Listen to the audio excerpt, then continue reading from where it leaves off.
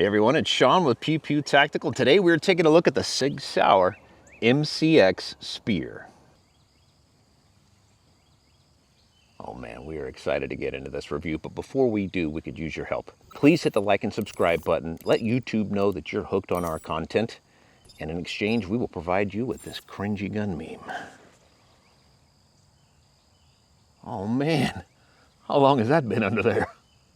So let's do an overview of the Sig Sauer MCX Spear. This is a traditional battle rifle. It's chambered in .308, so it's a semi-automatic rifle based on the M4 platform, but this is the civilian version of what is going to be known as the M7 with the US military, which is going to be entering service. This is a cool rifle. So let's check out the ergonomics and some of the features on the MCX Spear. I'm going to start out at the buttstock. This is a Magpul MOE, and as you can see, really good range here on the length of pull, but also not a traditional buffer tube. You can see that with simple wrist operation there, we can fold the stock, decreasing the overall length for storage. That's pretty nice. It's also captured, so it does not come off easily. You can, you have to force it back out. I've got a loop back here for sling attachment, perhaps. You do have a traditional charging handle, but more interesting to me, I think, is the fact that we have a side charging handle. Even though this is kind of an M4 platform, you've got a side charging handle. And the cool thing about it is that with this lever here, it allows you to actually lock the bolt back and release it with the same lever here. Ergonomics are really good. You got to remember, this is a military application rifle, so the ability to reach everybody over a wide group of different sizes is going to be important. And you're going to have left-handed shooters, at least in a small percentage. Full ambi controls, fire selector, mag release, bolt, and they're represented on both sides. Now the cool thing, like I said, with that side charging handle, unlike the AR, where you have to come off, pull back, and lock the bolt back here, you can literally shoulder, almost keep it shouldered, keep it trapped, pull back, push up, and that captures your bolt right there. The grip, pretty good angle, almost straight down, does really good with the texture.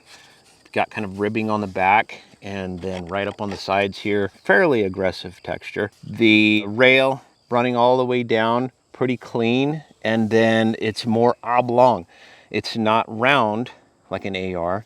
You've got a bigger barrel in here to deal with, but you've also got a gas system in there. If you can see, the gas system is important because it's giving you a couple of options. You've got two settings here. One is for normal and the other is for suppressed. And so overall, really cool set of features on a rifle that's intended for military use, but we have a civilian version to test out today. Let's talk about the trigger. This is a .308 rifle, so pretty big amount of energy that we're delivering downrange. Got a lot more distance that you could be considering in your shot, so the trigger is going to be very important. There's pretty good resistance right here, and there's a definite wall, and then we're going to break the shot. Now coming back on reset, pretty quick, maybe a millimeter, maybe less of travel back, and then once again we'll break the shot again.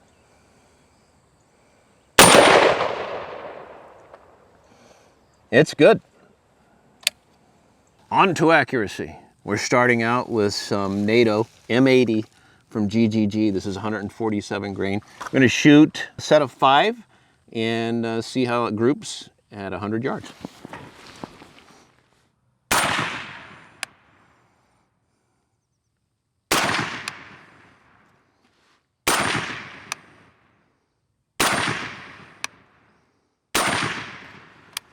Very nice. Kind folks at Sig Sauer provided us with a 1-6 mounted up on top of the Spear, and we're just trying out our first group shooting M80 from GGG. This is 147 grain .308. Our first results are pretty encouraging. This is just over 2 MOA. All right, moving on to Federal Premium. This is 168 grains, a little bit heavier. Let's see how they group up.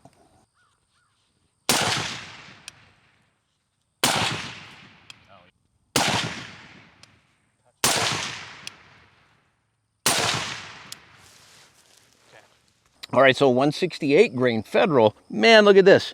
Grouped up really nicely, pulled them in real close. This last one, that's probably on me, but you know, still really close to MOA right there. Pretty pleased with that. All right, so moving on to Federal, 175 grain, same brand. The Gold Medal Sierra Match King. Shooting really nice, really well. No pressure on me whatsoever to keep a good group here. Let's see how the 175 grain groups up.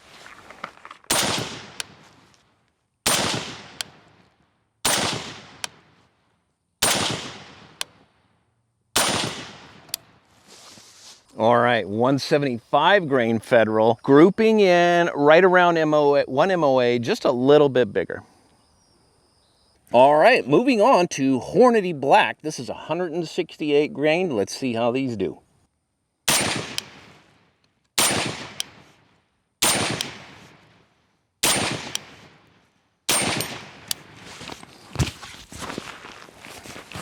All right, so the Hornady Black 168 grain grouped up pretty nicely. We're looking at 1.5 inches, 2 inches, just under. Be sure to head over to the PE. Let me try that again, dude. Lost my flowered hat. Hey baby, ¿qué pasó? I thought I was your only vato. While we head back to the rifle to take some more groups, why don't you head over to the website, check out the full article on pewpewtactical.com. And for your viewing pleasure, some more Hornady. This time American Whitetail, 150 grain.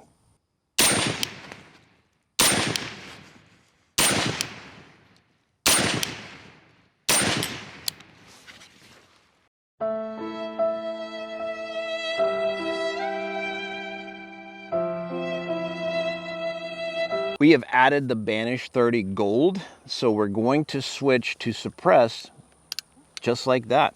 Simple. And let's shoot some more to see how the recoil and the sound is now that we've got a suppressor on.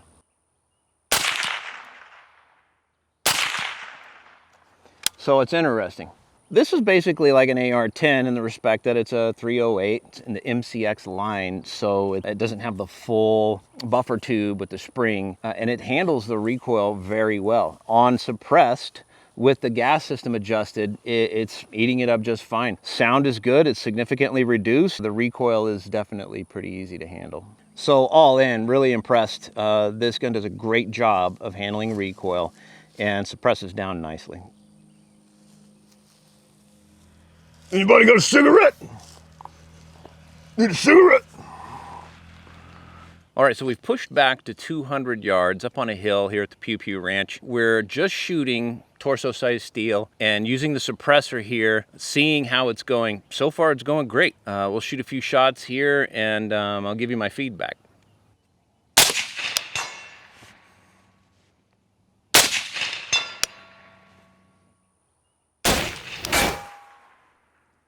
So really good. The trigger is great. I love how I get to a wall. It's pretty crisp after that.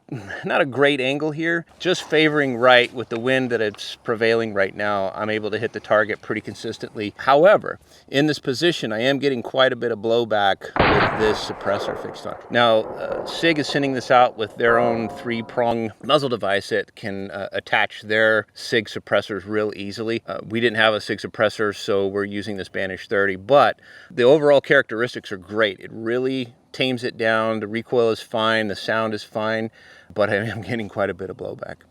All right, folks, we're about to wrap this up, but I want to remind you one more time, please head over to pewpewtactical.com to make sure that you check out the full article where we'll have even more information, including pricing if it's available.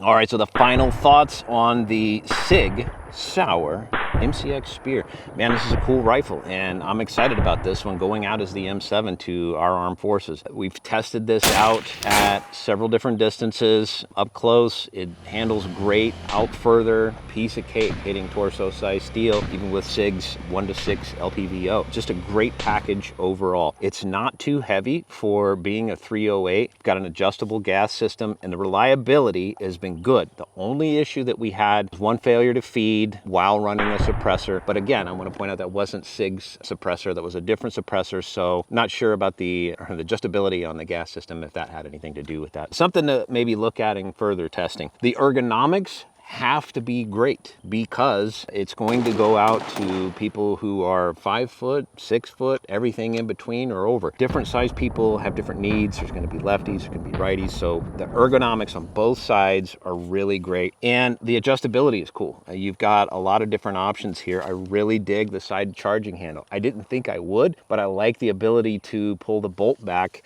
and lock it in place while keeping it still on my right hand. So overall, really good package and good accuracy too. Bigger groups that we had were with M80, and those were still around 2 and 3 inches at 100 yards. Some of our match stuff, we were down around 1 MOA. So I don't have pricing available for you yet, but I want to encourage you once again to head over to the website. Make sure you check out the full review over there, and we will have all of that information for you. Thanks for watching.